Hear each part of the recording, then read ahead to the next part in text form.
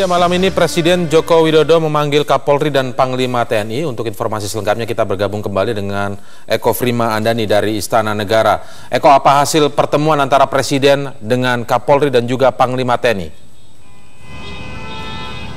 Ada dua poin utama yang disampaikan oleh Kapolri Jenderal Pol Sutarman terkait pertemuannya malam ini bersama Presiden Republik Indonesia Joko Widodo. Antara lain, Kapolri menyampaikan jika saat ini kondisi pasca bentrokan antara polisi dan juga TNI di Kepulauan Riau tersebut sudah mulai kondusif dan masing-masing kesatuan sudah bisa menahan diri, mengingat saat ini Kasat juga setengah berada di Kepulauan Riau. Dan poin kedua, Indra, dalam pertemuan tadi juga menyatakan hingga saat ini masih terus melakukan penyelidikan terkait apa motif dan juga penyebab dari bentrokan yang terjadi pada malam tadi. Indikasi pertama masih disebabkan oleh adanya persinggungan antara dua oknum tersebut dan menyebabkan bentrokan meluas hingga menyebabkan tewasnya satu anggota TNI. Dan berikut pernyataan dari Kapolri Jenderal Pol Sutarman setelah bertemu Presiden Republik Indonesia Joko Widodo. Karena sehingga sudah terjadi bentrokan. Oh, terlalu mudah gitu Pak? Ini makanya ini sedang kita periksa. Jadi Pak Kasat juga ke dalam memeriksa, kami ke dalam memeriksa. Sudah ada yang diberi sanksi Pak? Ya? Sudah ada yang sedang diperiksa kan, sedang diproses. Sanksinya apa kira-kira Pak? Sanksinya mulai dari yang terberat, siapapun yang melanggar sesuai dengan ketentuan hukum yang berlaku. Polri berlaku hukum pidana, kemudian berlaku hukum disiplin dan kode etik. Ya, sekarang kapan Pak? Sekarang lagi kapan Pak? Nanti kita lihat ininya, penerbangannya. Siapa? Terkait adanya indikasi penjebolan gudang senjata yang disampaikan oleh Menko Polhukam, hingga saat ini proses tersebut masih dilakukan penyelidikan. Namun jika hal tersebut terbukti, proses pemberhentian dan juga hukuman pidana akan dikenakan kepada salah oknum yang melakukan pelanggaran tersebut. Demikian, Indra, kembali ke Anda ke studio. Baik, terima kasih Eko Frimaandani melaporkan langsung dari Istana Negara. Baik, saya ke Bang Mufti dulu. Selanjutnya, kalau kita lihat ada yang menarik tadi yang luput kita bicarakan. Ada korban satu tewas. Apakah ini sangat potensial akan terjadi pembalasan dendam? Ya, itu kembali lagi pada seberapa kuat dari para pimpinan itu bisa melokalisir masalah dan kemudian mendorong supaya mereka yang ada di satuan masing-masing itu untuk tidak keluar. Jadi betul-betul mengendalikan mereka supaya tidak terlibat. Nah, kalau itu bisa dikendalikan, maka itu kemudian kemungkinan itu kecil ya. Baik, Pak Mufti, kita tahan dulu. Kita harus bergabung karena Pak Tejo Edi Purdiatno, Menko Polhukam, sudah bergabung bersama kami di Prime Time News. Selamat malam, Pak Tejo. Selamat malam, Mas Indra. Baik, Pak Tejo, saya tahu Anda sudah memberikan banyak pernyataan ke sejumlah media, tapi yang paling ingin kami tanyakan sebenarnya bagaimana Anda melihat atau apa yang akan Anda lakukan ketika suasana semakin memprihatinkan dari bentrok yang kali ini. Menurut kami paling memprihatinkan adalah adanya insubordinasi, tidak taat dengan perintah atasannya lagi. Ini berbahaya karena bisa menular ke daerah lain begitu, Pak. Bagaimana apa langkah yang akan Anda lakukan terkait hal ini? Dengan kejadian ini, kita harus selalu mengambil tindakan tegas terhadap para prajurit TNI yang melakukan insubordinasi.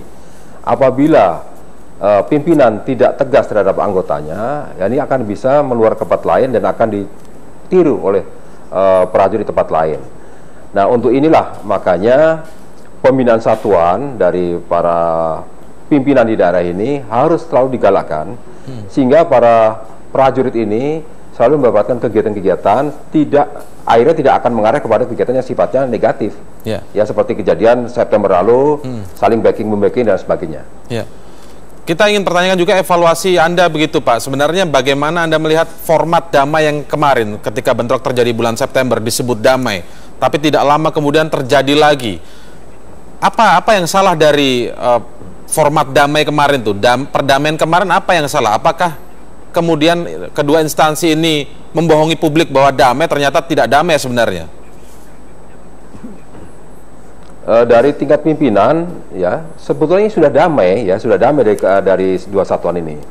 Tetapi ada informasi yang masuk kepada salah satu pihak mengatakan bahwa kami sudah dilakukan penyidikan dan sampai ke tingkat mahkamah militer, tetapi kenapa dari pihak lain kok masih bebas, tidak pernah diproses secara hukum demikian? Ini yang menimbulkan perasaan ketidakadilan ini tadi. Nah, jadi untuk ini ke depan nantinya tentunya dari pihak Kapolri maupun pihak Kasat tadi sudah sepakat mereka akan mengambil tindakan tegas yang berimbang dari kedua belah pihak. Jadi tidak ada proses hukum terkait dengan kasus yang sebelumnya begitu Pak ya? Yang lalu memang sudah selesai, tetapi ini kan hanya imbas dari tidak dilakukannya secara konsisten penegakan hukum terhadap anggota yang bersalah tadi. Ini saja yang menurut saya menjadi pemicu. Baik, saya kembali ke soal insubordinasi. Kita tahu, kita sudah bahas tadi salah satu penyebabnya yakni dari anggota. Tapi yang menjadi pertanyaan kami juga bahwa bagaimana selama ini kewibawaan dari pimpinan militer setempat di sana begitu Pak? Kan ada dua hal berarti, antara anggota dan kewibawaan dari pimpinan itu sendiri. Baik Mas Indra, jadi dengan seringnya mengadakan interaksi antara pimpinan dengan anggota ini, anggota merasa diperhatikan oleh pimpinannya. Tetapi kalau pimpinan ini tidak memperhatikan anggotanya sehingga mereka melakukan kegiatan masing-masing, ini hubungan antara prajurit dengan pimpinannya ini akan semakin jauh. Ya, jadi saya mengharapkan bahwa kedua belah pihak, baik TNI maupun Polri, harus selalu mengadakan pendekatan antara pimpinan dengan anggotanya dengan kegiatan-kegiatan yang sifatnya positif internal maupun eksternal. Ini yang harus dilakukan oleh para pimpinan. Begitu. Nah, evaluasi Anda terhadap para pimpinan sekarang ini seperti apa? Yang menjadi penyebab terjadinya rentetan tembakan sampai malam hari, seperti seolah tidak ada yang mau mematuhi perintah pimpinannya begitu. Apa evaluasi Anda terhadap para pimpinan sekarang di sana? Ya, ini yang dikatakan tadi, insubordinasi yang dilakukan oleh bawahan. Dia tidak menghargai para pimpinannya ini tadi. Ya, kemudian Presiden memintakan untuk Kasat dan Kapolri ke Batam. Ternyata setelah beliau menyampai sana dan memerintahkan anggota kembali, mereka nurut, mereka kembali ke kesatuan dengan senjata lengkap dan diserahkan kembali, dan mereka mau untuk mengikuti perintah dari atasannya.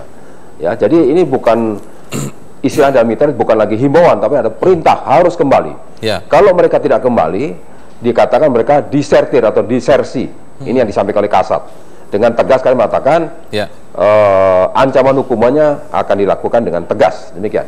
Baik, Pak, agar menjawab ini seluruh akar persoalannya, menjawab seluruh akar masalahnya agar tidak terulang lagi peristiwa seperti ini, karena bisa-bisa publik tadi tidak percaya ketika September disebut damai, sekarang terjadi lagi, kesatuannya sama, apalagi sekarang dari bentrok kemarin ada satu anggota yang menjadi korban tewas. Bagaimana menjaga agar potensi dendam ini tidak terjadi begitu Pak? Apa yang menjamin ini tidak terjadi? Ya itu tadi Mas, kalau pimpinan ini mengadakan selalu mendekat dengan anggota, kemudian mereka mengadakan kegiatan dengan instansi lain, termasuk dengan Polri dan TNI, berinteraksi dengan baik. Ini lambat laun ya, dendam itu akan lama-lama pudar dan mereka akan merasa bahwa mereka adalah satu saudara, satu keluarga demikian. Nah, inilah peran pimpinan sangat vital. Baik, Pak Tejo, kami tunggu nanti bagaimana langkah yang akan diambil juga oleh Anda sebagai Menko Polhukam agar ini benar-benar selesai. Terima kasih atas waktunya, Pak Tejo. Selamat malam, dan kami ucapkan terima kasih Pak Mufti Makarim telah bergabung bersama kami di Prime Time News. Dan informasi tadi pemirsa sekaligus menutup jumpa kita dalam Prime Time News kali ini. Atas nama seluruh kerabat kerja yang bertugas, saya Indra Maulana mengucapkan terima kasih. Selamat malam, sampai jumpa.